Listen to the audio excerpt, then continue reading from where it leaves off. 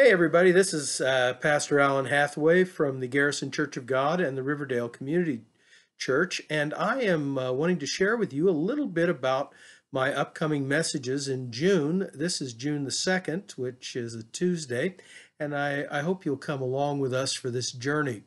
According to the chronology of Scripture, the period of the Judges would have been from around 1370 BC to 1070 BC. It's a period of approximately 300 years. It may have been as little as 270 years or may have been as much as 320 years. I'm sure you, as well as I, have been horrified by the images of lawlessness displayed on our TV and computer screens over this last week. We watched the brutal killing of an unarmed man, and then the even more horrendous mob violence and looting in the streets of our large cities. Many of the people in the book of Judges would track with the emotions racing through our minds and our hearts at this time. The oft-repeated phrase in the book of Judges is this: every man did what was best in his own eyes. It is an evaluation of a moralistic and philosophical approach to life called relativism. The book of Judges shows us people caught in this ethos.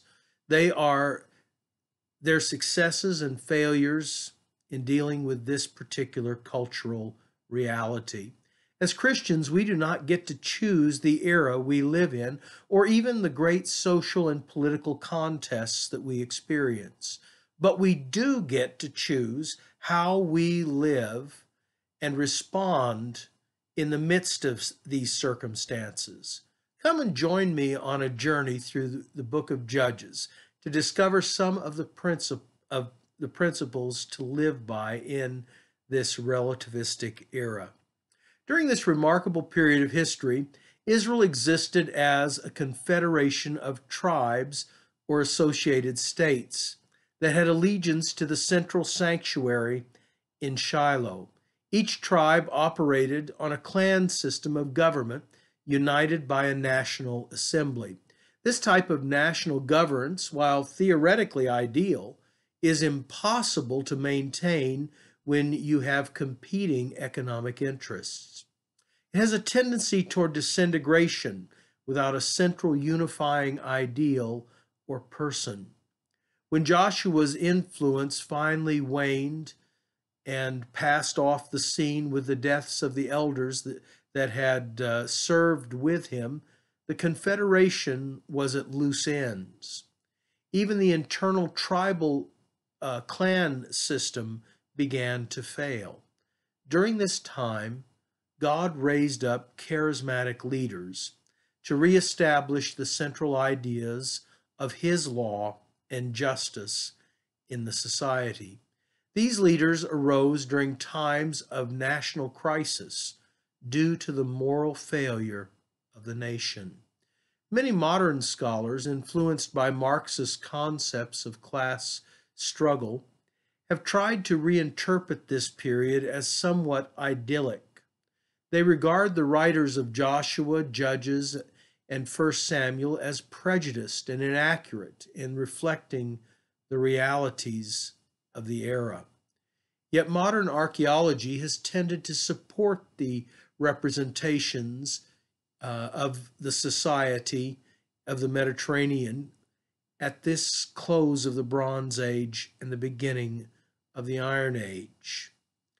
During this period of cultural collapse, God holds up many examples of what he wants his people to be like in the face of a relativistic culture. For the problem of Israel during the times of Judges was a problem of everyone doing what he saw was in his or her best interest. Ultimately, it was a world dependent on the integrity of the individual above the rule of law. How does a person live in such demoralizing times? Well, there are many lessons in the book of Judges in relation to this concern. I'm going to explore 4 of the principles from this period of Jewish history. This first Sunday coming up, I will be talking to you about to dare the improbable. With Gideon, we'll explore the connection between faith and courage. Our second Sunday will be following desire rather than integrity. With Gideon's son Jotham and the people of Shechem, we will look at the slippery slope of loyalty that is devoid of integrity. In our third Sunday, which is Father's Day, we're going to have a message entitled The Difficulty and Pride of a Father.